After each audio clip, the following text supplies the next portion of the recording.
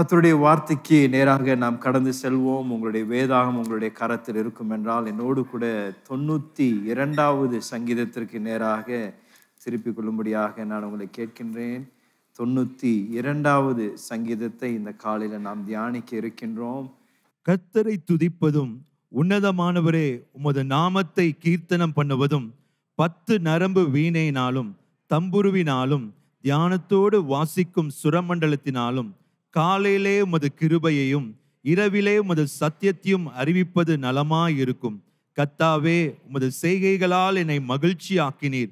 உமது கரத்தின் கிரியைகளின் நிமித்தம் ஆனந்த சத்தமிடுவேன். கர்த்தாவே, உமது கிருபைகள் எவ்வளவு மகத்துவமானவைகள், உமது யோசனைகள் மகா ஆழமானவைகள்.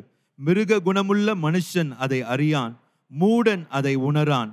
துன்மார்க்கர் புல்லை போல தலைத்து அக்கிரமக்காரர் யாவரும் செழிக்கும் போது அது அவர்கள் என்றென்றைக்கும் அழிந்து போவதற்கே ஏதுவாகும். கர்த்தாவே, நீர் என்றென்றைக்கும் உன்னதமானவராய் இருக்கிறீர். கர்த்தாவே, உமது சத்துருக்கள் அழிவார்கள், உமது சத்துருக்கள் அழிந்தே போவார்கள். சகல அக்கிரமக்காரரும் சிதறுண்டு போவார்கள். என் கொம்பை காண்டாமிருகத்தின் கொம்பை போல உயர்த்துவீர். புது எண்ணெயினால் அபிஷேகம் பண்ணப்படுகிறேன். என் சத்துருக்களுக்கு நேரிடுவதை என் கண் காணும். எனக்கு விரோதமாய் எழும்புகிற துன்மார்க்கருக்கு நேரிடுவதை என் காது கேட்கும். நீதிமான் பனையைப் போல செழித்து லீபனோனில் உள்ள கேதுருவைப் போல வளருவான். கர்த்தருடைய ஆலயத்திலே நாட்டப்பட்டவர்கள் எங்கள் தேவனுடைய பிரகாரங்களில் செழித்திருப்பார்கள். கர்த்தர் உத்தமர் என்றும் என் கண்மலையாகிய அவரிடத்தில் அநீதி இல்லை என்றும் விளங்க பண்ணும்படி அவர்கள் முதிர் வயதிலும் கனி தந்து புஷ்டியும் பசுமையுமாய் இருப்பார்கள். ஒரு ஆமென் சொல்லலாங்களா? இந்த 92வது சங்கீதத்தை உங்களுடைய வேதாகமத்தில், சில வேதாகமல்ல அந்த தலைப்பு மேலே எழுதியிருக்கும். அது உங்கள் வேதாகமத்தில் இருக்கும் என்றால் ஓய்வு நாளில் பாடக்கூடிய ஒரு சங்கீதம் என்று அந்த சங்கீதத்திற்கு ஒரு தலைப்பு கொடுக்கப்பட்டிருக்கின்றது.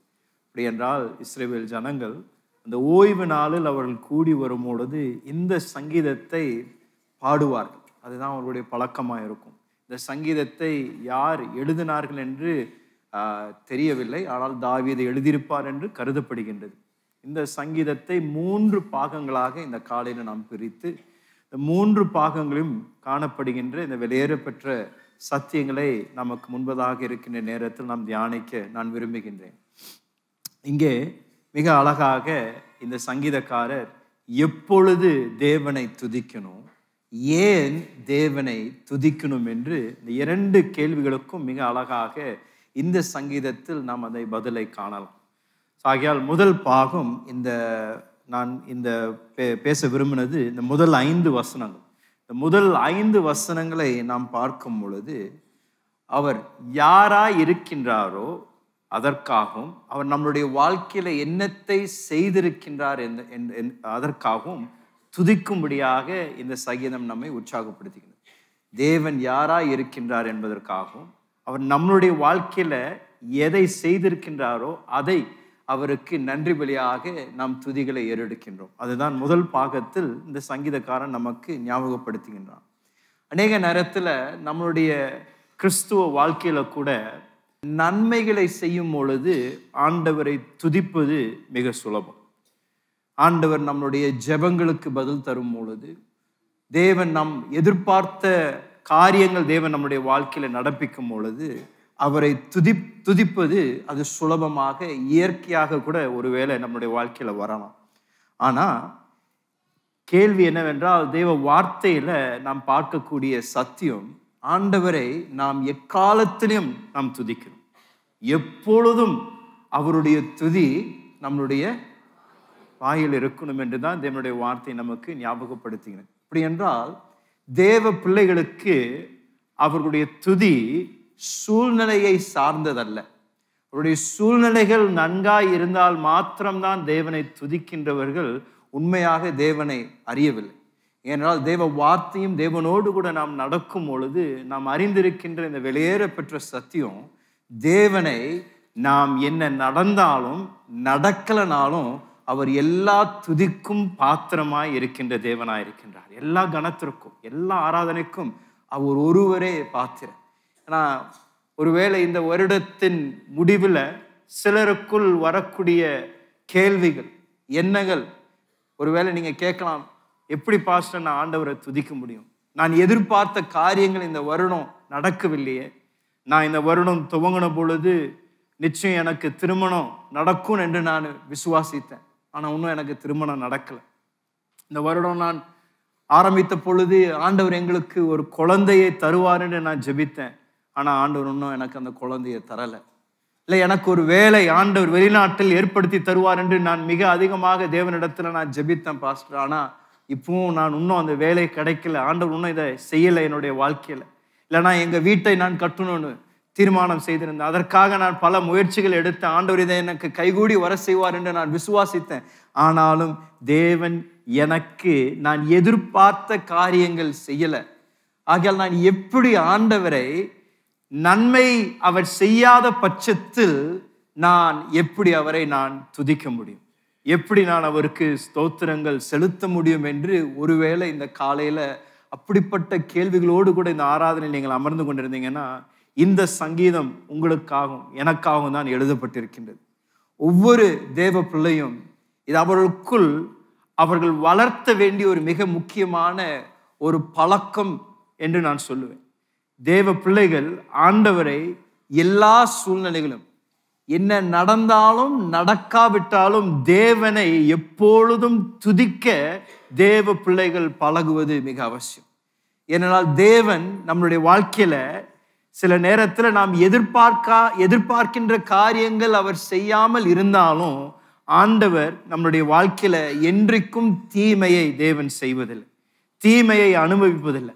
ஆண்டவர் நம்முடைய வாழ்க்கையில எப்பொழுதும் நன்மையும் அவருடைய கிருபையும் தான் விளங்க செய்வாரே தவிர தேவனை நம்பி இருக்கின்றவர்கள் என்றைக்கும் வெட்கமடைய மாட்டார்கள்.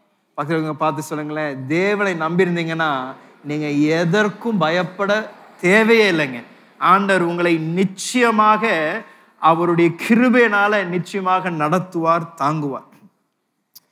ஏன் ஆண்டவரை நாம் எப்பொழுதும் எக்காலத்திலும் நாம் ஸ்தோத்தரிக்கணும் என்றால், நாம் ஆண்டவரை நம்முடைய பள்ளத்தாக்கின் மத்தியில் துதிக்கும் பொழுது, நம்முடைய ஏமாற்றத்தின் மத்தியில் நாம் துதிக்கும் பொழுது, நம்மளுடைய ஒரு நொறுக்கப்படுகின்ற ஒரு அனுபவத்தில் நாம் அவரை துதிக்கும் பொழுது நாம் என்ன செய்கின்றோம் என்றால், நாம் பிரகடனப்படுத்துகின்றோம், என்னுடைய தேவன் எல்லா சூழ்நிலைகளும் அவருடைய கரத்தில் தேவன் வைத்திருக்கின்றார்.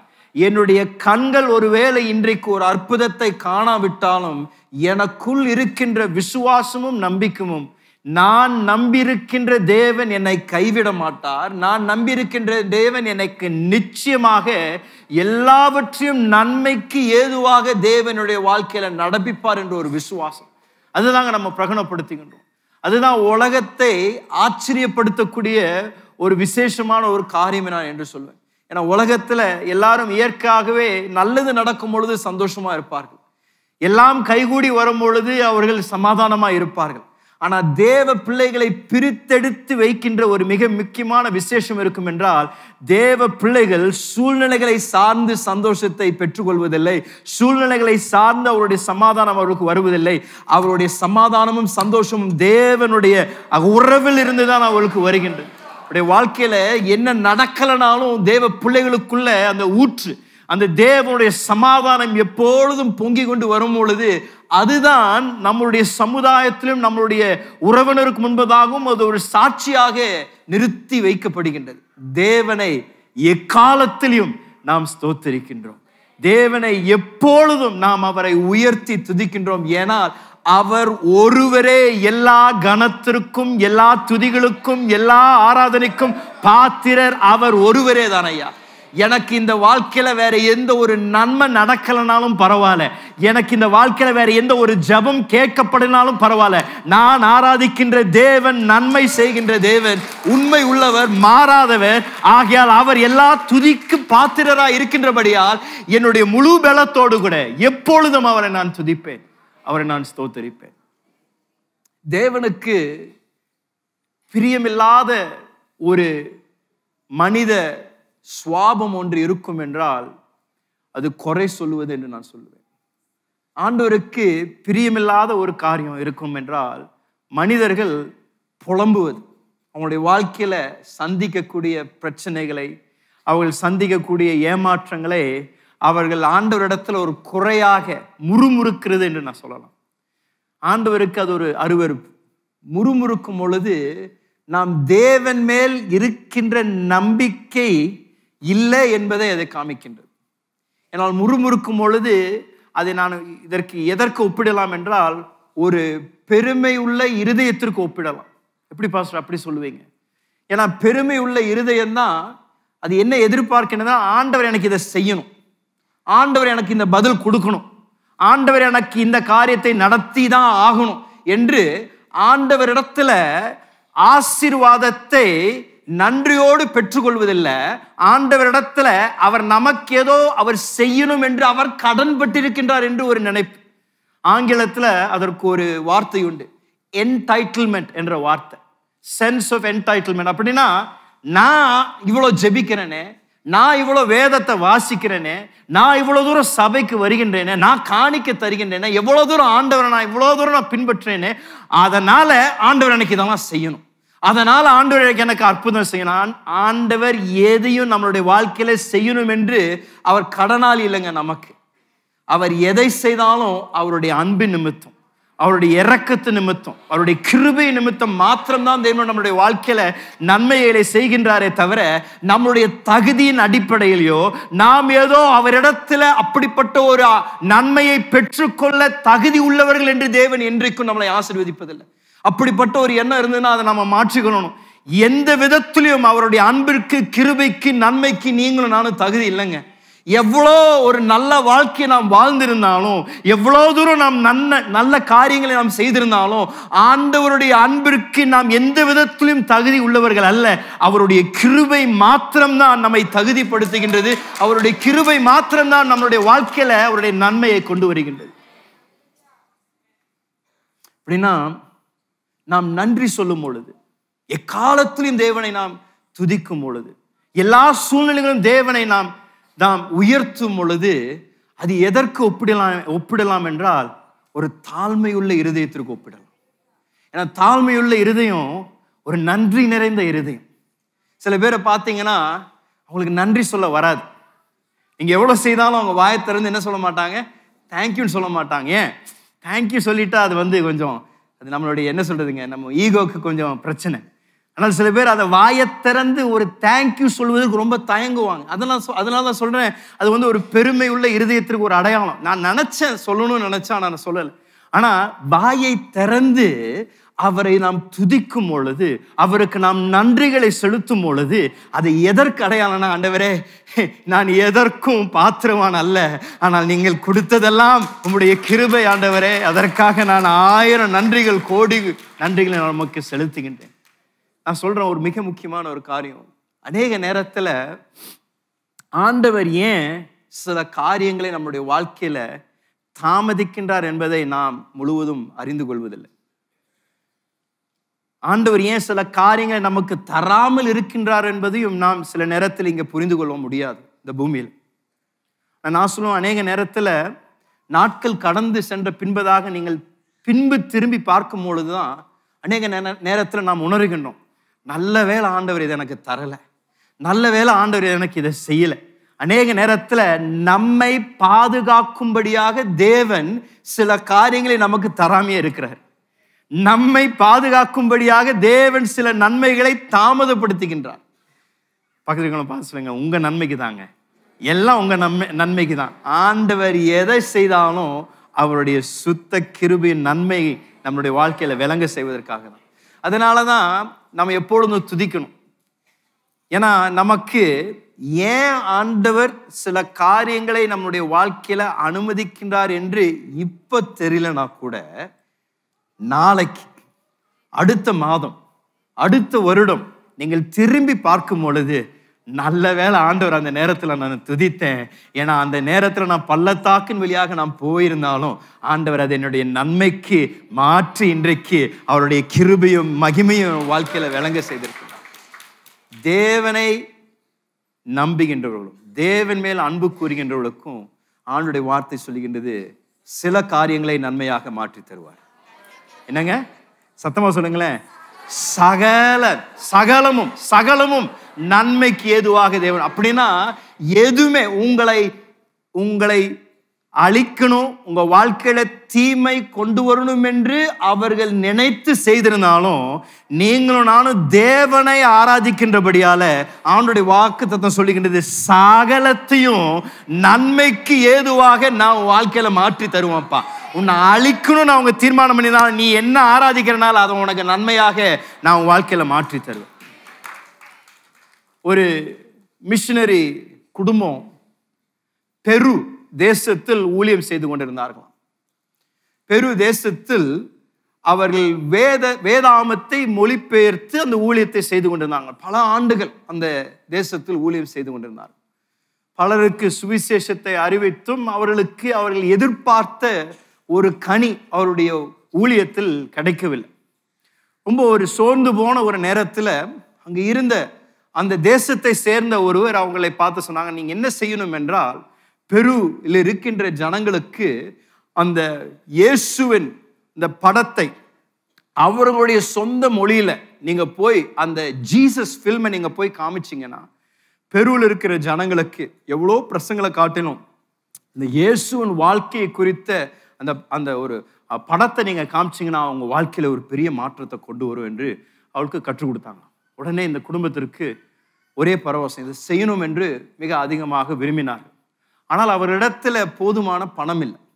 ஏன்னால் அப்படிப்பட்ட ஒரு ஊழியத்தை செய்யணும் என்றால் அவளுக்கு ஒரு ஜீப் தேவையா இருந்தது, அவளுக்கு ஒரு ப்ரொஜெக்டர் தேவையா இருந்தது, அவளுக்கு அதுக்கு தேவையான அந்த சவுண்ட் சிஸ்டம் மீது பல விதமான கருவிகள் தேவையாக இருந்தது.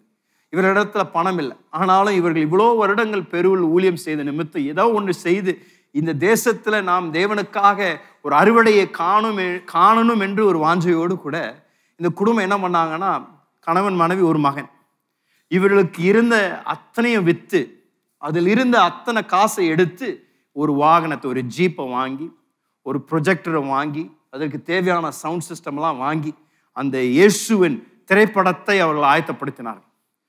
உடனடியாக இதெல்லாம் வாங்கின உடனே அவர்கள் முதல் கிராமத்தில் போய் இந்த ஊழியத்தை துவங்கணும் என்று ஒரு கிராமத்தை அவர்கள் தெரிந்து கொண்டிருந்தார். அவர்கள் இருந்த இடத்திலிருந்து ஒரு சில மணி நேரங்கள் பிரயாணப்பட்டு தான் அந்த கிராமத்திற்கு போகணும் என்று அந்த ஒரு குறிப்பிட்ட கிராமம், ஏன்னா அங்கே இன்னும் சுவிசேஷம் சரியாக அறிவிக்கப்படாத ஒரு இடத்திற்கு நம்ம போகணும் என்று அதில் தீர்மானம் செய்தார்கள். ஆகிய அந்த நாள் வந்த பொழுது மிக ஒரு எதிர்பார்ப்போடு கூட மிக சந்தோஷத்தோடு கூட குடும்பமாக அந்த வண்டியில அந்த கிராமத்திற்கு அவர்கள் நோக்கி போய் கொண்டிருந்தார். கிராமத்திற்கு பக்கம் வந்த பொழுது திடீரென்று அவர்கள் திரும்பி கொண்டிருந்த நேரத்தில் அவர்களுக்கு எதிரே ஒரு பெரிய லாரியில ஒரு 50 பெரிய மனிதர்கள், எல்லாம் தீவிரவாதிகள், எல்லாம் கண்ணை வச்சு திடீர்னு அவங்களுடைய காரை அவர்கள் தடுத்து நிறுத்தி அவர்கள் இறங்கி இந்த முழு குடும்பத்தை உடனடியாக கடத்தி விட்டார். எல்லாத்தையும் தூக்கி அந்த லாரியில திரும்பி போட்டு அவங்க காரியம் பின்னாடி இன்னொருத்தன் ஓட்டிக்கிட்டு இவங்க எல்லாரும் காட்டுக்குள்ள, எங்கேயோ ஒரு காட்டுக்குள்ள இவங்க ஓட்டி கொண்டு போறாங்க. இந்த லாரியில பின்னாடி உட்கார்ந்து கொண்டிருந்த குடும்பம் அவர்களுடைய கண்கள்லாம் கட்டப்பட்டிருக்கு. ஏன்னா எதுவும் பார்க்கக்கூடாது என்று கண்ணை கட்டி வைத்திருந்தார். அப்பொழுது இந்த மனைவி, இந்த மிஷனருடைய மனைவிக்கு பரிசுத்த ஆவியானவர் பேச ஆரம்பித்தார். நீ இப்ப என்னை துதிக்க ஆரம்பி என்று பரிசுத்த ஆவியானவர் சொன்னாராம். அந்த அம்மாவுக்கு ஒரே பயம், பதற்றம். என்ன ஆவியானவரே, எப்படி நான் உங்களை துதிக்க முடியும்? நாங்கள் இவ்வளோ தூரம் பிரயாசப்பட்டு எல்லாம் இழந்து இப்பொழுது நாங்கள் எங்களுடைய உயிருக்கு ஒரு ஆபத்தில் நாங்கள் இருக்கிறோம், எங்களை கொன்று போட போகிறாங்க, நீங்கள் என்ன துதின்னு சொல்கிறீங்களே, எப்படி துதிப்பேன் அப்படின்னு கேட்டாங்க.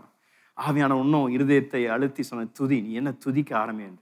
உடனே மிக ஒரு நடுக்கத்தோடு கூட வாயில் சும்மா அவங்க துதிக்க முடியல அவங்களால, ஏன்னா அவங்களுக்கு எதுவும் வாயில் வரலை. அதனால ஒரு பாட்டை பாட ஆரம்பித்தாங்க. சும்மா ஒரு சின்ன பாட்டை பாட துவங்கினாங்க. ஆண்டவரை துதிக்கிற ஒரு பாடலை பாட ஆரம்பிக்கும் பொழுது அந்த பாடலை அவர்கள் பாட துவங்கின உடனே பரிசுத்த ஆவியானவர் அந்த அம்மா மேல வந்து அவளுக்குள் இருந்த பயம் நீங்கி, அவளுக்குள் இருந்த அந்த பதற்றம் எல்லாம் நீங்கி, திடீரென்று தேவனுடைய அந்த பாதுகாப்பின் கிருபை அவர்கள் மேல இறங்கினதை உணர்ந்தாங்க.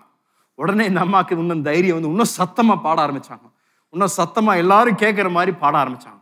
இவங்க அந்த முதல் சரணம் பாடி முடிச்ச உடனே திடீர்னு வண்டி நிறுத்துறாங்க. நிறுத்தினோடனே இவனுக்கு எல்லாரும் ஒரே நிமிடத்துல இவங்க 3 பேர்த்தையும் வண்டி விட்டு தூக்கி வெளியே வீசிட்டு உடனே அந்த லாரியில அவங்க பாட்டுக்கு வண்டியில போயிட்டாங்க. நடு காட்டுல இவங்களை அப்படியே விட்டுட்டு இவங்களை அந்த இடத்துல அவங்கள தூக்கி வீசிட்டு இவங்க பாட்டுக்கு போயிட்டாங்க. இவங்களுக்கு திடீரென்று அவங்களுக்கு நம்ப முடியல. நம்ம கொல்ல போறாங்கன்னு நினைச்சோம், ஆனால் திடீர்னு எங்களை நடு காட்டில் இப்படி போட்டுட்டாங்களேன்னு சொல்லி அவங்க ரொம்ப ஆச்சரியப்பட்டு ஆண்டவரை துதித்தார்கள். துதித்துட்டு ஆனால் அவங்களுக்கு ஒரு ஏமாற்றம், எங்கள் ஜீவனை காப்பாற்றிட்டார் ஆண்டவர், ஆனால் நாங்கள் இதற்காக செலவு செய்த அத்தனை பணத்தையும் நாங்கள் இழந்துட்டோமே, எப்படி நாங்கள் தொடர்ந்து எங்கள் வாழ்க்கையை வாழ முடியும்? ஏன்னா நாங்கள் வாங்கின வாகனம், எங்கள் ப்ரொஜெக்டரு, எங்கள் சவுண்ட் சிஸ்டம் அத்தனையும் போயிடுச்சு என்று ஒரு ஏமாற்றத்தோடு கூட மீண்டும் அவருடைய தேசத்திற்கே திரும்பி விட்டார். அவர்கள் தேசத்திற்கு அவர்கள் திரும்பி போன பின்பதாக 1 வருடம் கழித்து திடீரென்று அவளுக்கு ஒரு தொலைபேசி வருகின்றது. இந்த அம்மா ஃபோன் எடுத்த உடனே அந்த தொலைபேசியில் ஒரு மனிதன், அம்மா உங்களுக்கு என்ன தெரியாது, ஆனால் அன்று ராத்திரியில் இந்த காட்டில் கடத்தின ஒரு தீவிரவாதி நான் என்று அவனை அவங்களுக்கு அறிமுகப்படுத்தினான். உங்களை நான் சந்திக்க விரும்புகின்றேன், என்னை வந்து பார்ப்பீர்களா என்று அந்த அம்மாவை கேட்டாங்களாம். அம்மாவுக்கு ஒன்றும் சொல்ல தெரியல, எப்படி இவரை போய் பார்ப்பது, அவ்வளோ தூரம் நம்முடைய வாழ்க்கையில் நஷ்டத்தை செலுத்தினவர். ஆனாலும் அவங்க ஒத்துக்கொண்டாங்களாமா. அவரை போய் சந்தித்த பொழுது அவர் சொன்னாராமா, அன்றைக்கு ராத்திரி நாங்கள் உங்களை கடத்தி போய் கொண்டிருந்த பொழுது நான் ஒரு பெரிய தீவிரவாதி, பலரை நான் கொலை செய்திருக்கிறாங்க, உங்களை கொல்லுவதே எங்களுடைய எண்ணம் தான், அதுதான் செய்யறதுக்கு நாங்கள் நினச்சிருந்தோம். ஆனால் போய் கொண்டிருந்த நேரத்தில் என்ன நடந்ததுன்னு தெரியல, திடீர்னு டிரைவர் பிரேக் அடித்தார். டிரைவர் பிரேக் அடித்தோடனே ஒரு குழப்பம் நடந்தது. அதில் எல்லாரும் யாரோ ஒருத்தர் உங்களை தூக்கி போட்டாங்க. தூக்கி போட்டு நாங்கள் உள்ளே எங்கள் கிராமத்துக்குள்ளே வந்த பிறகு தான் எனக்கே தெரிஞ்சு நீங்கள் வண்டியில் இல்லைன்னு சொல்லி எல்லாத்தையும் நான் திட்டினேன் பயங்கரமாக. இப்படி எனக்கு தெரியாமல் இவனை தூக்கி வெளியே போட்டுட்டீங்களேன்னு சொல்லி திட்டினேன். அப்புறம் நீங்கள் இல்லை, உங்கள் வண்டி இருந்தது, ப்ரொஜெக்டர் இருந்தது, சவுண்ட் சிஸ்டம் இருந்தது, ராத்திரியில் எங்களுக்கு ரொம்ப போர் அடிச்சதுன்னு சொல்லி அதெல்லாம் நாங்கள் செட்டப் பண்ணி நாங்கள் அந்த படத்தை போட்டு பார்த்தோம். படத்தை போட்ட முதல் ராத்திரியில் அங்கே இருந்த 50 பேரும் கண்ணீரோடு கூட இந்த இயேசு எனக்கு வேணும் என்று சொன்னாங்க. அன்னைக்கு ஒரு ராத்திரியில் எங்கள் மத்தியில் ஆண்டவர் ஒரு பெரிய ஒரு சந்திப்பை ஏற்படுத்தினார். அவன் சொன்னார், அடுத்த நாள் நாங்கள் என்ன பண்ணோம்னா எங்களுக்கு பக்கத்தில் இருக்கிற கிராமத்தில் இருக்கிறவங்களையும் அழைச்சி நாங்கள் 5 நாளைக்கு இந்த படத்தை ஒவ்வொரு ராத்திரியும் நடத்தி எல்லாரையும் அழைச்சி அவங்க எல்லாரையும் படத்தை பார்க்க வச்சோம். இன்றைக்கு ஒரு சபை அங்கே இருக்கு, நீங்களும் உங்கள் புருஷனும் வந்து அந்த சபையில் முதல் பிரசங்கத்தை செய்யறதுக்கு நான் உங்களை அழைக்கிறேன் என்று இந்த அருமையான ஒரு மனிதன் சொன்னாராம். யோசித்து பாருங்களேன், பல நேரத்தில் நம்மளுடைய வாழ்க்கையில கூட நம்ம அந்த பள்ளத்தாக்கின் வழியாக போகும் பொழுது துதிப்பது கடினமாக இருந்தாலும் துதிக்கும் பொழுது தேவன் நமக்கு அறியாததும் நமக்கு எட்டாததையும் தேவன் செய்து கொண்டிருக்கின்றார் என்ற ஒரு விசுவாசம். ஐயா நான் சொல்றேன், இன்றைக்கு உங்களை பார்த்து நான் சொல்றேன், அநேக நேரத்தில் நமக்கு எல்லாம் புரியாது, என்ன நடக்கின்றது, எதற்காக ஆண்டவர் இந்த காரியங்களை அனுமதித்திருக்கின்றார் என்று நமக்கு தெரியலனா கூட நமக்கு இருக்கக்கூடிய அசைக்க முடியாத ஒரு நிச்சய நம்பிக்கை என்னவென்றால், நாம் ஆராதிக்கின்ற தேவன் நன்மையை செய்கின்ற தேவன். எந்த ஒரு காரணத்தினாலும் என்னுடைய வாழ்க்கையில தேவன் அழிவை தீமையை கொண்டு வர மாட்டார், என்னை கைவிடாத தேவன் என்னை நடத்துவார் என்ற ஒரு நம்பிக்கைக்காக நான் அவரை எக்காலத்திலும் நான் துதிப்பேன். இன்றைக்கு நான் உங்களை பார்த்து சொல்றேன், 2024 வருடத்தில் ஒருவேளை நீங்கள் எதிர்பார்த்தது நீங்கள் நடக்கும் என்று ஜெபித்த காரியங்கள் நடக்காமல் இருந்தாலும் அவர் எல்லா துதிக்கும் பாத்திரரையா, அவர் ஒருவரே எல்லா கனத்திற்கும் பாத்திரரையா. நீங்க அவரை துதிங்க. ஆண்டவரே, இந்த வருடம் எனக்கு கல்யாணம் நடக்கலனாலும் நான் உண்மை துதிக்கிறேன், எனக்கு பிள்ளை பிறக்கலனாலும் உண்மை துதிக்கிறேன், என்னுடைய வாழ்க்கையில நான் எதிர்பார்த்தது நடக்கலனாலும் நீர் என்னுடைய தேவன், என்னுடைய நம்பிக்கை, என்னுடைய விசுவாசம் உங்கள் மேல் இருக்கின்றது. ஆண்டவரே, உம்மால் செய்யக்கூடாத காரியம் ஒன்றுமில்லை, ஆகையால் நான் எக்காலத்திலும் என்னுடைய தேவனை நான் துதிப்பேன். அவருடைய துதி எப்பொழுதும் என்னுடைய வாயில் இருக்கும். இந்த சங்கீதத்தில் 7 முறை சங்கீதக்காரன் யாவே என்ற பெயரை பயன்படுத்துகிறான் தேவனை குறித்து.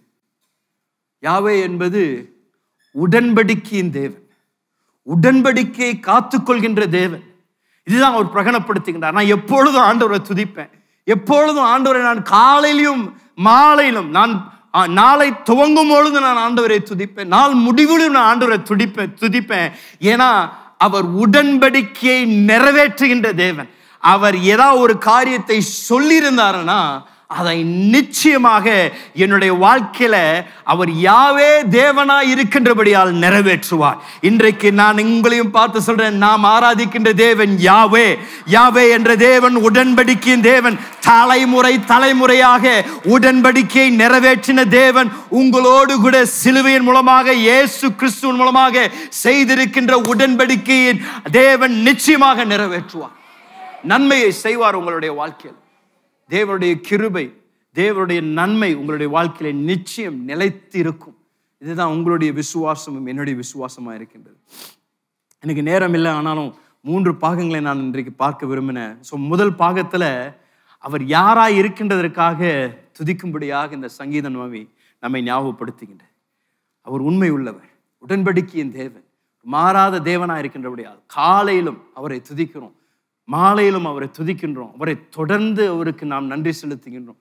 அவர் மிக அழகாக இசைக்கருவிகளை குறித்தும் அவர் பேசுகின்றார். எப்படி ஒரு சபையில் இந்த காலையிலும் நம் இசைக்கருவிகளோடு கூட தேவனை துதிப்பது அவருடைய இருதயத்திற்கு மிக பிரியமான ஒரு காரியம். இரண்டாவது, இந்த 92வது சங்கீதத்தில் நாம் பார்க்கக்கூடியது அந்த 6வது வசனத்திலிருந்து 9வது வசனம் வரைக்கும் இந்த 2வது பாகத்தை நாம் பார்க்கலாம். இந்த சங்கீதத்தில் அதை வாசிங்களேன். 6வது வசனத்திலிருந்து 9வது வசனம் வரைக்கும். மிருக குணமுள்ள மனுஷன் அதை அறியான், மூடன் அதை உணரான். துன்மார்க்கர் புல்லை போல தலைத்து அக்கிரமக்காரர் யாவரும் செழிக்கும் போது அது அவர்கள் என்றென்றைக்கும் அழிந்து போவதற்கே ஏதுவாகும். கர்த்தாவே, நீர் என்றென்றைக்கும் உன்னதமானவராய் இருக்கிறீர். கர்த்தாவே, உமது சத்துருக்கள் அழிவார்கள், உமது சத்துருக்கள் அழிந்தே போவார்கள்.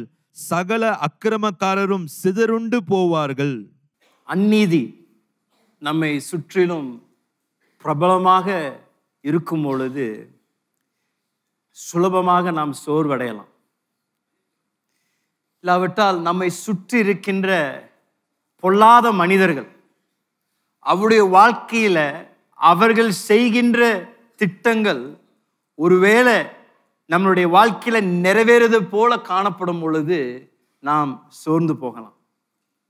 ஆனா இந்த 2வது பாகத்தில் சங்கீதக்காரர் நமக்கு ஞாபகப்படுத்துகின்றது, இந்த அந்நீதி துர்மார்க்கர் தேவனுடைய வார்த்தையில மீண்டும் மீண்டும் சொல்லப்படுகின்றது, அவர்கள் நிலைத்திருக்க மாட்டார்கள்.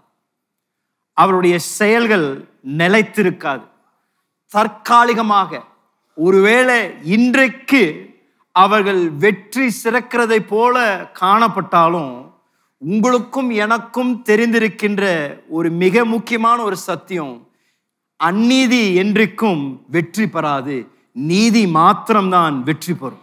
தேவனுடைய சத்தியம் மாத்திரம்தான் வெற்றி பெறும். ஒருவேளை இன்றைக்கு அந்நீதி வெற்றி பெறுவது போல காணப்பட்டாலும், தேவனுடைய வார்த்தையை நாம் வாசிக்கும் பொழுது தேவனுடைய நியாயமும் நீதியும் மாத்திரம்தான் தேவன் நிலை நிறுத்துவார். இன்றைக்கு நீங்கள் சந்தித்து கொண்டிருக்கின்ற அந்நீதியான சம்பவங்கள் உங்கள் வாழ்க்கையில் ஒருவேளை இந்த வருடம் அந்நீதியாக சில காரியங்கள் செய்யப்பட்டிருக்கலாம். உங்களுக்கென்று வர வேண்டியதை யாரோ ஒருத்தர் பொல்லாதவர்கள் அதை அவர்கள் ஆக்கிரமித்திருக்கலாம். ஏதோ ஒன்று செய்து தடுத்து நிறுத்தி இருக்கலாம். உங்களுக்கு வர வேண்டிய ஒரு ப்ரொமோஷனை யாரோ ஒருத்தர் ஏதோ ஒன்று சொல்லி வராமல் நிறுத்தி வைத்திருக்கலாம். அல்ல உங்களுக்கு வர வேண்டிய சுதந்திரத்தை யாரோ ஒருத்தர் சொல்லி அதை திருப்பி வைத்திருக்கலாம். அல்ல திருடி இருக்கலாம். ஏதோ ஒரு காரியத்தை நீங்க இழந்திருக்கலாம். ஒருவேளை உங்களுடைய இருதயத்தில் ஒரு ஏக்கம், என்னடா இது இவ்வளோ அந்நீதி என்னை சுத்திலும், இவ்வளோ தூரம் இந்த பொல்லாத மனிதர்கள் செய்ததெல்லாம் வாய்க்கிறது போல காணப்படுது என்று நீங்க யோசிக்கலாம். ஆனா இந்த சங்கீதத்தை நீங்க வாசிக்கும் பொழுது எனக்கு பிடித்தது அந்த 6வது வசனத்துல அவர் சொல்றாரு. வாசிங்களா அந்த 6வது வசனம். மிருக குணமுள்ள மனுஷன் அதை அறியான், மூடன் அதை உணரான். அப்படின்னா இது நம்மளை குறித்து பேசல, இந்த துர்மார்க்கரை குறித்து பேசுகின்றது, அந்நீதியை செய்கின்றவர்களை குறித்து பேசுகின்றது. அவளுக்கு ஒன்றும் தெரியல, அவங்களுக்கு ஒன்றும் புரியல. ஒருவேளை அவர்கள் செய்து கொண்டிருக்கின்ற காரியங்கள் வெற்றி பெறுகிறது போல அவர்கள் உணரலாம். ஆனா அவர்களுக்கு தெரியாதது, இந்த நாள் முடிவுக்கு வரும், ஒரு புதிய நாள் துவங்கும். இந்த புதிய நாள் துவங்கும் பொழுது தேவன் என்னுடைய சத்துருக்களுக்கு முன்பதாக ஒரு பந்தியை ஆயத்தப்படுத்தி அவர்களுக்கு முன்பதாக என்னுடைய தலையை உயர்த்தி என்னை அபிஷேகப்படுத்தக்கூடிய ஒரு நாள் வருகின்றது என்று அவளுக்கு தெரியாது. ஆனா உங்களுக்கும் எனக்கும் தெரியும் காரியங்கள் எப்படி முடியும் என்று தேவன் ஏற்கனவே உங்களுக்கும் எனக்கும் சொல்லியிருக்கிறார் ஐயா. இன்றைக்கு ஒருவேளை நம்பிக்கையற்ற ஒரு சூழ்நிலை இருந்தாலும் உங்களுக்கும் எனக்கும் கொடுக்கப்பட்டிருக்கிற இந்த ரகசியமான ஒரு வெளிப்பாடு, அந்த நாள் வரும் பொழுது தேவன் நிச்சயமாக நீதியை சரிகட்டுவார். தேவன் நிச்சயமாக உங்களுக்கென்று ஏற்படுத்தி வைத்திருக்கின்ற என்ன ஒரு ஆசீர்வாதமா இருந்தாலும் யாரும் அதை தடுத்து நிறுத்த முடியாது. தேவன் உங்கள் வாழ்க்கையில நன்மை செய்ய நினைத்திருக்கின்ற ஒவ்வொரு நினைவும் தேவன் நிறைவேற்றியே தீருவார். ஒரு தற்காலிகத்தில் ஒருவேளை நீங்கள் பள்ளத்தாக்கின் வழியாக நடந்ததை போல காணலாம். ஆனா நித்தியத்தில் நீங்க பார்க்கும் பொழுது வெற்றி பெறுகின்றவர்கள் ஒருவர் மாத்திரம்தான். தேவன் மேல் விசுவாசம் வைத்திருக்கின்றவர்கள் மாத்திரம்தான் நித்தியத்திற்கு வெற்றியை பெறுகின்றார்.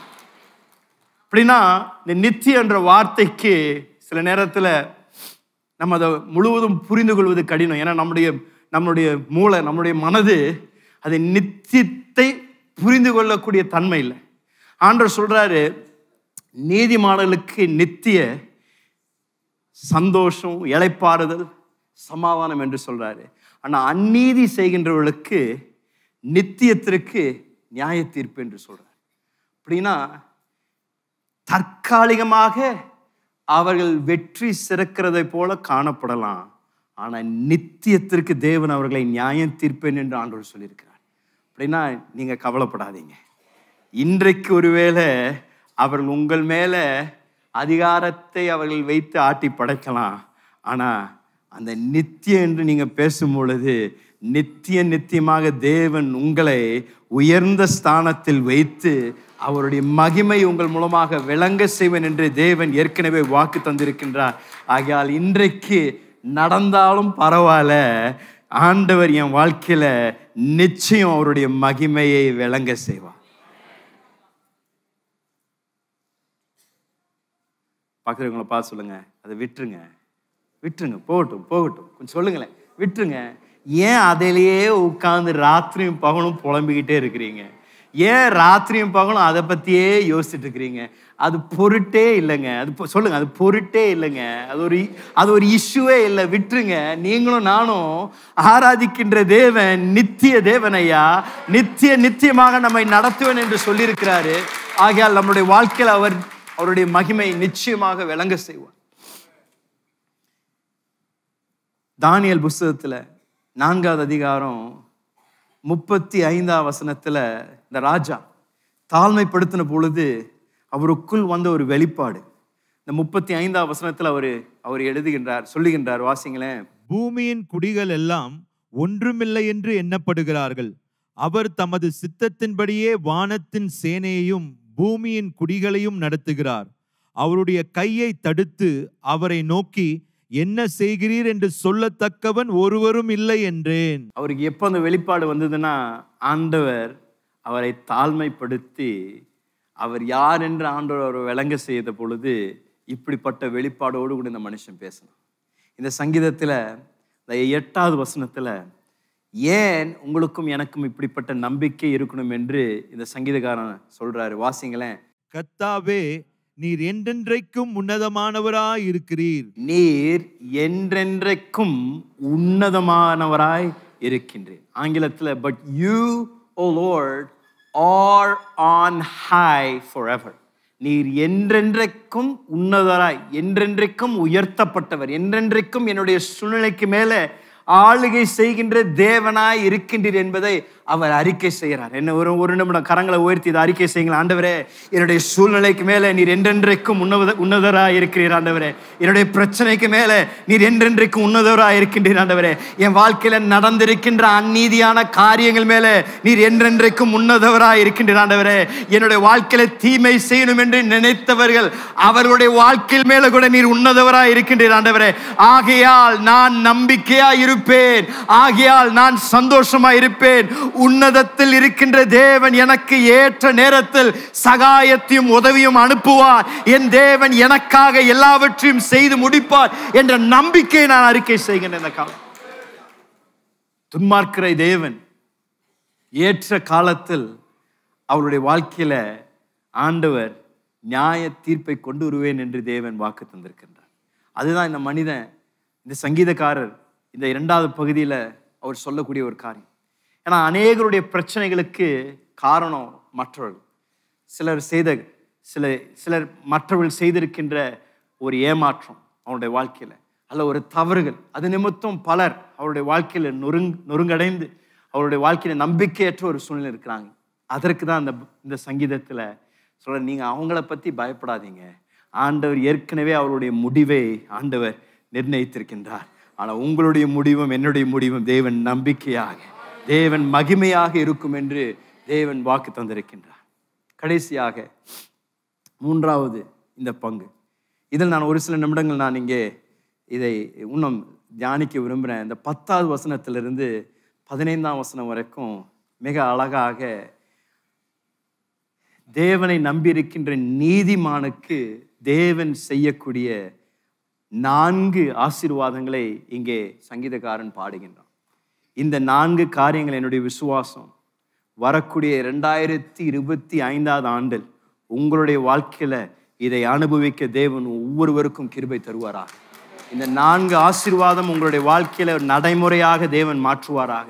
வாசிங்களேன் இந்த வசனங்களை 10வது வசனத்திலிருந்து 15ஆம் வசனம் வரைக்கும் வாசிங்களேன். என் கொம்பை காண்டாமிருகத்தின் கொம்பை போல உயர்த்துவீர், புது எண்ணெயினால் அபிஷேகம் பண்ணப்படுகிறேன், என் சத்துருக்களுக்கு நேரிடுவதை என் கண் காணும், எனக்கு விரோதமாய் எழும்புகிற துன்மார்க்கருக்கு நேரிடுவதை என் காது கேட்கும், நீதிமான் பனையை போல செழித்து லீபனோனில் உள்ள கேதுருவை போல வளருவான், கர்த்தருடைய ஆலயத்திலே நாட்டப்பட்டவர்கள் எங்கள் தேவனுடைய பிரகாரங்களில் செழித்திருப்பார்கள், கர்த்தர் உத்தமர் என்றும் என் கண்மலையாகிய அவரிடத்தில் அநீதி இல்லை என்றும் விளங்க பண்ணும்படி அவர்கள் முதிர் வயதிலும் கனித்தந்து புஷ்டியும் பசுமையுமாய் இருப்பார்கள். ஆமென். இந்த வசனங்களை உங்களுடைய வேதாந்தத்தில் கோடு போட முடியும்னா கோடு போட்டு வைத்துக் கொள்ளுங்க. இதை உங்களுடைய ஜெப நேரத்தில் உங்கள் கரங்களை அது மேலே வைத்து ஜெபிங்க. ஆண்டவரே, இந்த வார்த்தைகள் என்னுடைய வாழ்க்கையில் நிறைவேறுவதாக, நீர் கொடுத்திருக்கின்ற ஆசீர்வாதங்களை என்னுடைய வாழ்க்கையில் நான் காண்பேனாக என்று நீங்கள் ஜெபிக்க ஆரம்பிங்க. ஆண்டவர் நிச்சயமாக வருகின்ற இந்த மாதங்களில் இதை காண செய்யும்படியாக தேவன் உங்கள் வாழ்க்கையில் கிருபை பாராட்டுவார். முதலாவது அவர் சொல்லக்கூடியது, தேவன் நீதிமானுக்கு பலத்தை புதுப்பித்து ஆண்டவர் ஒரு புத்துணர்ச்சியை தருவார் என்று அங்கே வசனம் நமக்கு ஞாபகப்படுத்துகின்றது. ஸ்ட்ரென்த் அண்ட் ரினியூவல், ஒரு புதுப்பிக்கப்படுகின்றது. ஆண்டவருடைய வார்த்தை சொல்கின்றது, என்னுடைய கொம்பை என்ன பண்றீங்க, காண்டாமிருகத்தின் கொம்பை போல உயர்த்துவி. கொம்பை போல ஆங்கிலத்துல பயன்படுத்தப்படுகின்ற அந்த மிருகம் வார்த்தை வந்து வைல்ட் ஆக்ஸ் என்று பயன்படுத்தப்படுகின்றது, வைல்ட் ஆக்ஸ். ஆனா எனக்கு தமிழ் பிடிச்சது. தமிழ்ல என்ன மிருகத்தை பயன்படுத்துறாருங்க? காண்டாமிருகம். காண்டாமிருகத்துக்கு எவ்வளவு கொம்பு இருக்குங்க? ஒரே ஒரு கொம்பு தான். அந்த கொம்பு என்ன பண்றாராமா, என்ன பண்றாருங்களாமா, உயர்த்துற. அப்படின்னா இதோடைய அர்த்தம் என்னன்னா, இந்த கொம்பு எதற்கு அடையாளம் என்றால் பலத்திற்கு அடையாளம். ஆண்டவர் சொல்றாரு, என்னுடைய நீதிமானுக்கு அவர்களுடைய பலத்தை நான் அதிகப்படுத்துவேன், உயர்த்துவேன், அவளுக்கு மிக பெரிய ஒரு பலத்தை கொடுத்து அவர்களுடைய ஓட்டத்தை இன்னும் வெற்றியாக ஓடும்படியாக அவளுக்கு பலத்தை தருவேன். அப்படின்னா 2025ஆம் ஆண்டில் தேவன் உங்களுக்கு தேவையான பலத்தை தந்து நீங்கள் இந்த வருடத்தில் எந்த விதத்திலும் சோர்வடையாமல், எந்த விதத்திலும் நீங்கள் எங்கேயும் உட்காராம, ஒரு மிகப்பெரிய தேவனுடைய பலத்தினால நீங்கள் எல்லாவற்றையும் செய்யும்படியாக தேவன் உங்களுக்கு கிருபை பாராட்டுவாராக. உங்கள் பலத்தை தேவன் அதிகப்படுத்துவாராக. உங்களுடைய கொம்பை உயர்த்துவாராக. எல்லாருக்கும் முன்பதாக தேவன் உங்களை உயர்த்தி அவருடைய பலத்தை உங்களுக்கு தந்து உங்களை வெற்றி சிறக்க செய்வாராக. மனித பலன் சீக்கிரமாக மறைந்து போகும். மனித பலன் அது காலையில அதிகமாக இருக்கும், மத்தியானம் வந்தோன்னா காணாம போயிடும். ஆனா தேவ பலன் அது மாறாத ஒரு பலன். ஆரம்பித்த அதே வேகத்துல முடிக்க செய்கின்றது தேவ பலன். ஐயா, நீங்க எப்படி ஒரு காரியத்தை பலத்தோடு ஆரம்பிக்கிறீங்களோ, தேவ பலன் இருக்கும் என்றால் அதை அதே பலத்தோடு முடிக்கவும் தேவன் உங்களுக்கு கிருபை தருவாரா. ரெண்டாவது, நீதிமானுக்கு தேவன் வாக்கு தருகின்ற ஒரு அற்புதமான ஒரு ஆசீர்வாதம். 11ஆம் வசனம் வாசிங்களேன். என் சத்துருக்களுக்கு நேரிடுவதை என் கண் காணும், எனக்கு விரோதமாய் எழும்புகிற துன்மார்க்கருக்கு நேரிடுவதை என் காது கேட்கும். ஆண்டவர் உங்களுடைய கண்களுக்கும் காதுக்கு தான் இங்க வேலை கொடுத்துருக்கிறார். வேற எதுக்கும் வேலை கொடுக்கல. உங்க கைகளுக்கு வேலை கொடுக்கல, உங்க சிந்தனைகளுக்கு வேலை கொடுக்கல. நீங்க அவங்களுக்கு என்ன நடக்கணும், எப்படி நடக்கணும், எப்படி நான் அதுக்கு உதவி செய்யணும், இதெல்லாம் நம்ம எதுவும் செய்யணும்னு அவசியம் இல்லை. நீங்களும் நானும் அமர்ந்திருந்து அவரே தேவன் என்று பார்க்கும்படியாக ஆண்டவர் சொல்றார். உங்களுடைய கண்கள்ல துன்மார்க்கருக்கு வரக்கூடிய அழிவும் உங்களுடைய காதுகளை கேட்பீங்க, நடந்துன்னு தான் கேட்பீங்க. ஆனா உங்களுக்கும் அதுக்கு சம்பந்தமே இருக்காது. ஆனா நான் அவங்களுக்கு ஏற்ற நேரத்துல செய்ய வேண்டியதை நான் செய்திருவேன். நீங்களும் நானும் எப்பேற்பட்ட முயற்சி எடுத்து ஒருவர் மேல பழி வாங்குவதற்கும் ஆண்டவர் கரத்துல கொடுத்துட்டு நீங்க பாத்துக்கோன்னு சொல்லிட்டீங்களா, அது இன்னும் பயங்கரமான ஒரு காரியம் ஐயா. தேவனுடைய கரத்துல ஒருவர் உழுவார்கள், அது பயங்கரமான ஒரு காரியம். நீங்களும் நானும் செய்ய வேண்டிய மிக அற்புதமான ஒரு காரியம். ஆண்டவர் உங்க கரத்துல கொடுத்துறேன், என் பிரச்சனை உங்க கரத்துல கொடுத்துறேன், என் மேல இப்படி அவங்க சொல்றாங்க உங்க கரத்துல கொடுத்துறேன் அப்படின்னு கொடுத்துட்டீங்கன்னா, நீங்க என்ன அவங்களுக்கு தீமை செய்யணும்னு நினைப்பதை காட்டணும். ஆண்டவர் அவளுக்கு ஏற்ற நேரத்திலும் காலத்திலையும் ஆண்டவர் அவருடைய வாழ்க்கையில நீதியை நிச்சயம் நிறைவேற்றுவார். அதான் இங்க சங்கீதக்காரன் சொல்றாரு. அவர் சொல்றாரு, உங்களுடைய கண்களெல்லாம் நீங்க பார்ப்பீங்க, காதுல நீங்க கேட்பீங்க, ஆண்டவர் என்னத்தை அவருடைய வாழ்க்கையில செய்திருக்கின்றார் என்று கேட்பீங்க. வருகின்ற ஆண்டுல இந்த வருடம் ஒருவேளை உங்கள் மேல மிகப்பெரிய ஒரு பலவந்தத்தோடு கூட யாராவது ஒருத்தர் செயல்பட்டு இருந்தாங்களா, இந்த காலையில ஆண்டவருடைய கரத்துல கொடுத்துருங்க. ஆண்டவரே, அவரை குறித்து நான் நீ கவலைப்பட போறதில்லை, அந்த பிரச்சனை குறித்து நான் கவலைப்பட போறதில்லை, உங்க கரத்துல கொடுத்துட்டேன், நீங்க பார்த்துக்கோங்க. நான் இனியும் என்னுடைய கண்கள் உங்கள் மேல இருக்கும், உங்களுடைய நன்மையின் மேல என்னுடைய கண்கள் இருக்கும், நான் உங்கள் மேல விசுவாசமா நான் நடக்கிறேன் என்று சொல்லி நடக்க ஆரம்பிங்க. தேவன் எல்லாவற்றையும் அழகாக நேர்த்தியாக உங்கள் வாழ்க்கையில தேவன் அமைய செய்வார். மூன்றாவதாக இங்கே கொடுக்கப்படுகின்ற வாக்கு தத்துவம் 12வது வசனத்திலிருந்து 14ஆம் வசனம் வரைக்கும் ஆண்டவர் நீதிமானுக்கு ஒரு நிலையான தன்மையும் ஒரு ஆவிக்குரிய கனி தருகின்ற ஒரு ஒரு ஒரு வளர்ச்சியும் தேவன் தருவேன் என்று அங்க வாக்கு தருகின்றார். வாசிங்களேன் இந்த 12லிருந்து 14 வரைக்கும். நீதிமான் பனையை போல் செழித்து லீபனோனில் உள்ள கேதுருவை போல வளருவான். கர்த்தருடைய ஆலயத்திலே நாட்டப்பட்டவர்கள் எங்கள் தேவனுடைய பிரகாரங்களில் செழித்திருப்பார்கள். கர்த்தர் உத்தமர் என்றும் என் கண்மலையாகிய அவரிடத்தில் அநீதி இல்லை என்றும் விளங்க பண்ணும்படி. இந்த இஸ்ரவேல் தேசத்துல பனை மரம், பாம் ட்ரீஸ் எல்லா இடத்துலையும் வளரும். ஆனா இஸ்ரவேல் தேசம் வனாந்திரத்தை போல, அப்படின்னா அங்க அதுக்கு ஏற்ற ஒரு இது இல்லை. மரங்கள் சில நேரத்துல அந்த கோடை காலத்துல செழிக்க முடியாத பட்சத்தில் அப்படி அந்த மரங்கள் ஒருவேளை வாடி போகலாம். ஆனா இங்க சொல்லப்படுகின்றது ஆலயத்தில் நாட்டப்பட்ட இந்த மரங்கள் என்ன பண்ணுங்களாமா, பிரகாரங்களில் செழித்திருக்கும், தேவனுடைய பிரகாரங்களில் செழித்திருக்கும், கனிதரும் என்று சொல்லப்படுகிறது. அப்படின்னா நீங்களும் நானும் இந்த தேவனுடைய ஆலயத்தில் நாட்டப்பட்ட மரங்களா இருப்போம் என்றால், நம்மை சுற்றிலும் எப்படிப்பட்ட ஒரு இயற்கையான சூழ்நிலை இருந்தாலும் நீங்களும் நானும் அசைக்கப்பட மாட்டோம். நீங்களும் நானும் எப்பொழுதும் கனி தந்து எப்பொழுதும் ஆண்டவருக்கு ஒரு கிருபை கொண்டு வரக்கூடிய ஒரு மரமாக தேவன் நம்மை மாற்றுவார். அப்படின்னா இஸ்ரவேல் தேசத்துல இந்த ஆலய பிரகாரத்திற்குள்ள இந்த பனைமரங்கள் நாட்டப்படுமாம். இந்த ஆலய பிரகாரத்திற்குள் நாட்டப்பட்டிருக்கின்ற இந்த மரங்கள் அந்த ஆலயத்தை சுற்றிலும் இந்த மதில் இருக்கின்றபடியால் அங்க வெளியே எவ்வளோ காத்து வீசினாலும், எவ்வளோ அனல் காத்து வந்தாலும், அந்த காத்து இந்த மதில் இருக்கின்றபடியால் உள்ள இருக்கின்ற மரத்தை, வெளியே இருக்கின்ற மரத்தை பாதிப்பது போல உள்ள இருக்கின்ற மரத்தை பாதிக்காதான். ஏன்னா அந்த ஆலயத்தின் மதில் உள்ளே இருக்கின்ற மரங்களுக்கு ஒரு பாதுகாப்பா இருக்குமா. அதுதான் இந்த சங்கீதக்காரன் அழகா எழுதுறான். இந்த ஆலய வளாகத்திற்குள், ஆலயத்திற்குள் நாட்டப்பட்ட மரங்கள் அது எப்பொழுதும் செழித்திருக்கும், எப்பொழுதும் அது கனி தருகின்ற மரமா இருக்கும். அப்படின்னா தேவ பிள்ளைகள் தேவனுடைய ஆலயத்தில் நாட்டப்பட்டிருப்பார்கள் என்றால் மற்றவர்களுடைய வாழ்க்கையில இழப்பு வந்தாலும் தோல்வி வந்தாலும் நீங்களும் நானும் அசைக்கப்பட போவதில்லை. ஏன்னா தேவனுடைய பிரகாரத்தில் இருக்கின்றவர்கள் என்றென்றைக்கும் நிலைத்திருப்பார்கள், கனி தருகின்ற மரமாக இருப்பார்கள். கடைசியாக இது எனக்கு ரொம்ப பிடித்தமான இன்னொரு வாக்கு தத்துவம் 15ஆம் வசனத்துல சொல்லப்படுகின்றது. வாசிங்களேன். அவர்கள் முதிர் வயதிலும் கனி தந்து புஷ்டியும் பசுமையுமாய் இருப்பார்கள். ஆமென். முதிர் வயதுல என்ன பண்ணுவாங்களாமா? பக்கத்துல பார்த்து சொல்லுங்க, உங்களுக்கு வயசே ஆகாதுங்க, நீங்க இருக்கிற மாதிரியே தான் இருக்க போறீங்க, கனி தந்துக்கிட்டே தான் இருக்க போறீங்க. தேவ ராஜ்யத்துல ரிட்டையர்மெண்ட் எல்லாம் இல்லை, தேவ ராஜ்யத்துல விஆர்எஸ் எல்லாம் இல்லை.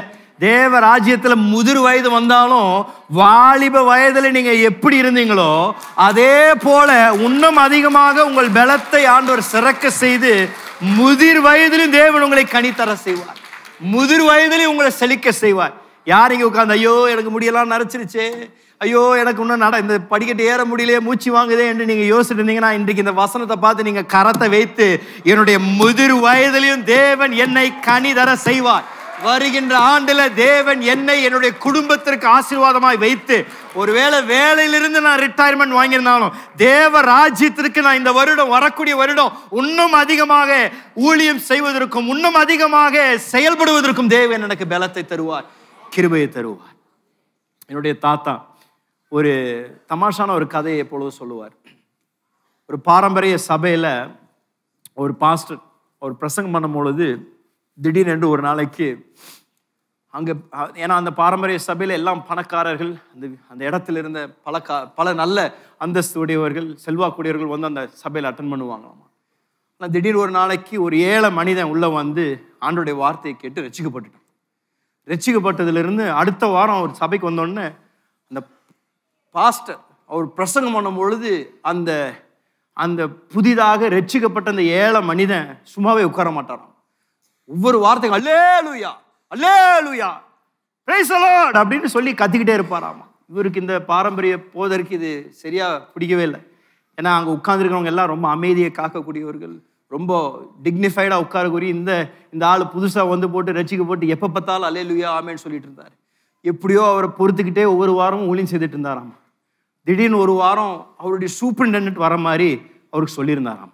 சபையில் வந்து பேசுறதுக்கு வரேன்னு சொல்லியிருந்தாராம். உடனே இந்த பாஸ்டருக்கு ஒரே பயம், அடாடா இவ்வளோ நாளாக நம்ம இந்த ஆளை சமாளிச்சிட்டோம், சூப்பரிண்டென்டென்ட் வந்துட்டாருன்னா கட்டாயம் என்னை திட்டுவார், உன்னை எதுக்கு போய் இந்த மாதிரி ஆளுகள்லாம் சபையில் உட்கார வச்சிருக்கேன்னு சொல்லி திட்டுவாருன்னு சொல்லி இவர் ஒரு பிளான் பண்ணாராம்.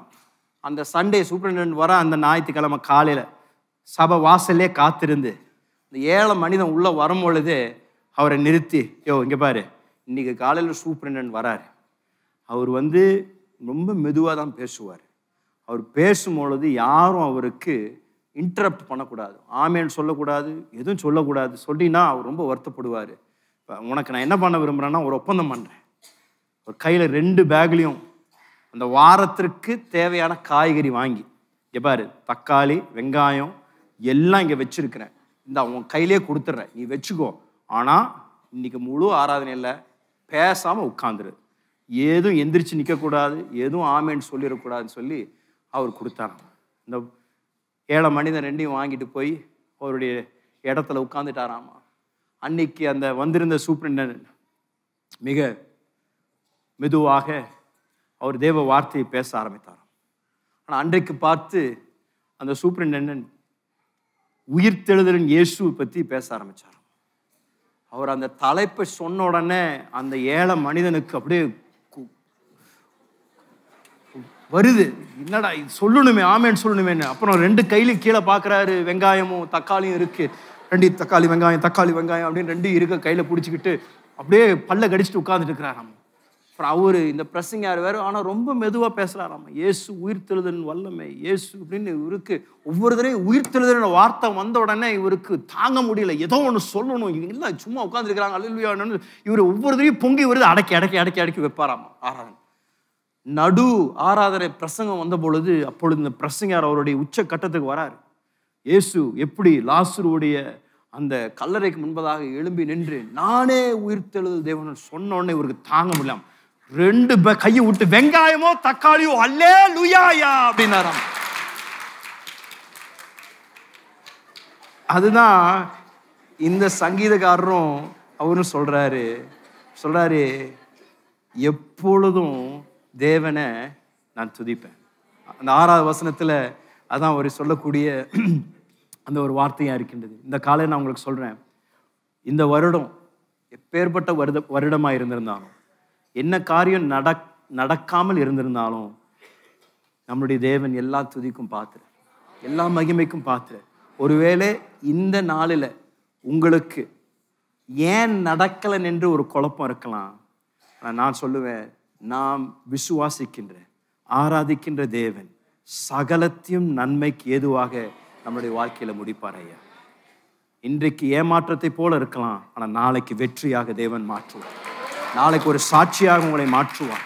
ஆக இந்த வருடம் முடியும் பொழுது நம்முடைய துதி, நம்முடைய எல்லா ஆராதனையும் அவருக்கு தரப்படுவதாக. எழுமினேங்க, உங்களோடு கூட நான் ஜெபிக்க விரும்புகிறேன். இந்த காலையில இந்த சங்கீதக்காரன் சொல்றான், காலையில நான் எழும்பும் பொழுதும் ராத்திரியில் நான் திரும்ப வரும் பொழுதும் ஆண்டவரே உம்முடைய நினைவுகள் என்னை குறித்து எவ்வளோ அற்புதமாக இருக்கின்றது, என்னை குறித்து எவ்வளோ அற்புதமாக என்னை நடத்தும்படியாக நீர் சிந்தித்து வைத்திருக்கிறீர் என்று ஆண்டவரை ஆராதிக்கிறேன். என்னோடு கூட ஒரு நிமிடம் கரங்களை உயர்த்தி இந்த ஆராதனை முடிந்து நாம் போவதற்கு முன்பதாக ஆண்டவருக்கு நாம் நன்றிகளை செலுத்தலாமா? ஒருவேளை உங்களுடைய ஏமாற்றத்தின் மத்தியில், ஒருவேளை உங்களுடைய வாழ்க்கையில உங்கள் ஜெபங்கள் கேட்கப்படாமல் இருந்தாலும் கரங்களை உயர்த்தி ஆண்டவர் சொல்லுங்க, ஆண்டவரே எல்லா சூழ்நிலைகளும் நான் உண்மை துதிப்பேன் ஆண்டவரே. என்னுடைய ஏமாற்றத்தின் மத்தியில் நான் உண்மை துதிக்கிறேன் ஆண்டவரே. என்னுடைய இருதயம் நொறுங்கடிந்திருந்தாலும் நான் உண்மை துதிக்கிறேன் ஆண்டவரே. நீர் ஒருவரே எங்களுடைய துதிகளுக்கு பாத்திரர் ஆண்டவரே, எங்களுடைய ஆராதனைக்கு பாத்திரர் ஆண்டவரே. அற்புத தெய்வமே, இந்த காலையில் உம்முடைய வார்த்தை நான் பேசியிருக்கின்ற ஆண்டவரே. நீர் எங்களுடைய தேவன் ஆண்டவரே. நீர் எங்களை அற்புதமாக நடத்துகின்றவர் ஆண்டவரே. எங்களுடைய வாழ்க்கையில நீதியை செய்கின்றவர், நன்மையை செய்கின்ற உம்முடைய நாமத்திற்கு இந்த காலையில மகிமை உண்டாவதாக. உம்முடைய நாமத்திற்கு இன்றைக்கு ஆராதனை உண்டாவதாக. இந்த அற்புதமான இந்த 2024 வருடத்துல எங்களை எவ்வளவு அழகாக நடத்துனீங்க ஆண்டவரே. எவ்வளவு அற்புதமாக எங்களுடைய வாழ்க்கையில நீர் ஒவ்வொரு நாளும் உண்மையாக இருந்தீரே. உமக்கு நன்றி நன்றி நன்றி நன்றி நன்றி ஆண்டவரே. இன்றைக்கு உங்களுக்கு நாங்கள் 1000 ஸ்தோத்திரங்களை செலுத்துறோம், 1000 நன்றிகளை செலுத்துறோம் ஆண்டவரே.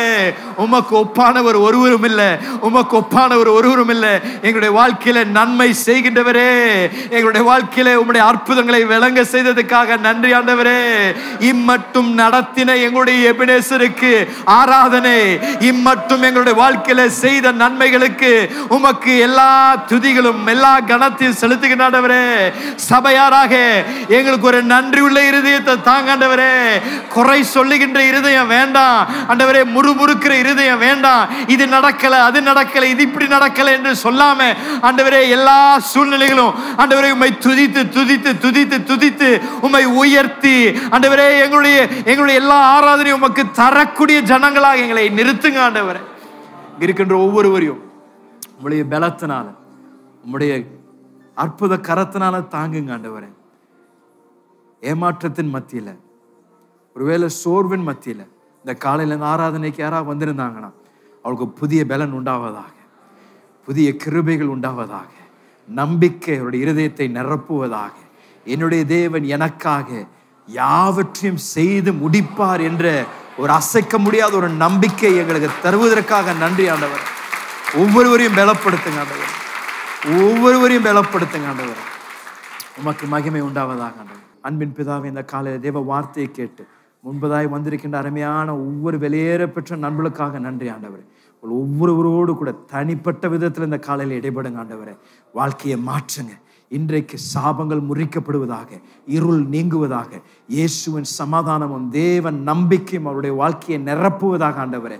சமாதானமும் தேவ ரட்சிப்பின் சந்தோஷத்தினால் அவங்களை நிரப்புங்க ஆண்டவர். இன்றைக்கு தேவ ஆராதனைக்கு வந்திருக்கின்ற ஒவ்வொரு தேவ பிள்ளையும் இந்த ஆராதனை விட்டு போகும் பொழுது சந்தோஷத்தோடு கூட ஒரே சமாதானத்தோடு கூட கடந்து செல்வார்களாக. தேவன் இந்த வருடம் முழுவதும் எனக்கு எவ்வளோ நன்மைகள் செய்திருக்கிறான் என்று உம்மை துதித்து கொண்டே நடந்து போவார்களாக. உடைய ஜனங்கள் ஆசீர்வதிங்க. இயேசுவின் வெளியேறப்பட்ட நாமத்தில் ஜெபிக்கின்றோம் நல்ல பிதாவே, ஆமென் ஆமென். கரங்களை தட்டி தேவ நாமத்தை மகிமைப்படுத்துவோம். கர்த்தர் உங்களை ஆசீர்வதிப்பார். சமாதானத்தோடு கடந்து செல்லுங்கள்.